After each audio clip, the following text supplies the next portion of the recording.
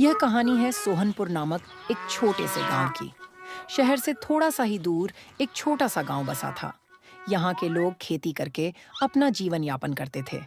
इसी गांव में महेश और सुरेश नामक दो भाई रहते थे। महेश अपनी पत्नी मीरा के साथ रहता था। मीरा बहुत ही चालाक और लालची औरत थी। वहीं दूसरी ओर सुरेश अपनी पत्नी रमा और बेटे मोहन के साथ रहता था। गांव में उनकी एक जमीन थी जिस पर दोनों भाई मिलकर काम किया करते थे और फसल को बेचकर होने वाले मुनाफे को आधा आधा बांट लिया करते थे। एक दिन महेश और सुरेश फसल बेचकर घर लौटते हैं और अपनी अपनी पत्नियों को पैसे दे देते हैं। रमा, ये लो फसल के पैसे, इस महीने अच्छा मुनाफा हुआ है। बात है जी, भगवान करे आपका मुनाफा ऐसे ही बढ़ता रहे और आप दोनों भाई खूब तरक्की करें। मीरा, ये लो इस बार की फसल के पैसे। इस बार फसल काफी अच्छे दामों पर बिकी है, जिससे मुनाफा भी अच्छा हुआ है। कोई मुनाफा है भला? आधे पैसे तो तुम्हारा भाई ले जाता है। खेतों पर सबसे ज्यादा मेहनत तो तुम ही करते हो।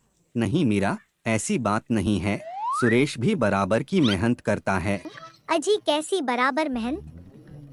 बाजार से महंगे बीज तो तुम खरीद कर लाते हो और इतनी दूर जाने आने की मेहनत वो अलग, ऊपर से सारा दिन खेतों में काम करना। फिर कैसी बराबर मेहनत? मेरी बात ध्यान से सुनो।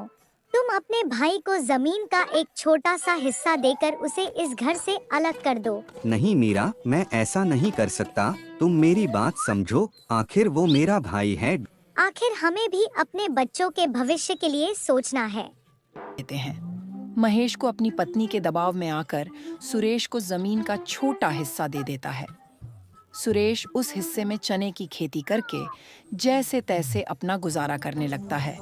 वह रोज सुबह खाना खाकर अपने छोटे से खेत की रखवाली करने जाता है और महेश भी अब अपने खेत की देखभाल में जुट जाता है। ये चिड़िया भी भूखी होंगी, अगर थोड़ा सा चना खा लेंगी तो क्या हुआ?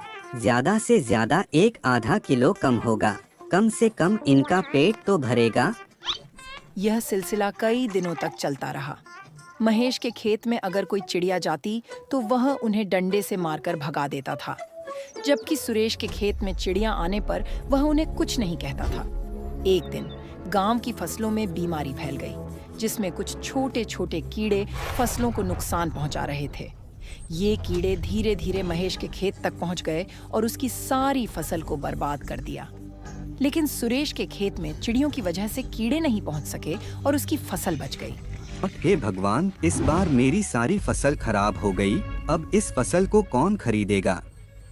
इस बार घर का खर्च कैसे चलेगा? मेरी सारी जमा पूंजी इस फसल में लग गई थी।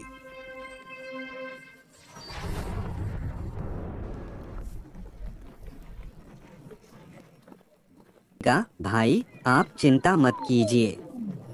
आपकी फसल खराब हो गई, कोई बात नहीं। हमारी फसल तो सही है ना, हम इस फसल को बेचकर घर का खर्च चलाएंगे। सुरेश की बातें सुनकर महेश की पत्नी मीरा को भी अपनी गलती का एहसास हुआ और उसने सुरेश से माफी मांगी। सुरेश बहुत ही दयालु व्यक्ति था। उसने दोनों को माफ कर दिया। फिर वे सभी मिलकर खुशी खुशी एक साथ रहने लगे।